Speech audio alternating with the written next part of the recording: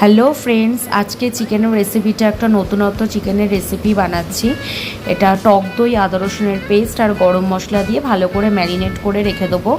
আরেকটা বোলের মধ্যে আমি টমেটো, রসুন আর লঙ্কা, কাঁচা লঙ্কা ভালো করে পেস্ট করে রেখে দেবো।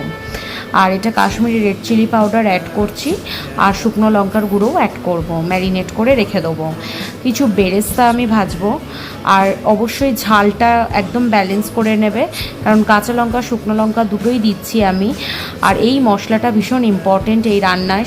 জিরে, মরিচ, এলাচ, লবঙ্গ, ডালচিনি, জয়িত্রী, জায়ফল, তেজপাতা সমস্ত কিছু রয়েছে, ড্রাই রোস্ট করে রেখে দেবে এয়ারটাইট কন্টেনারে।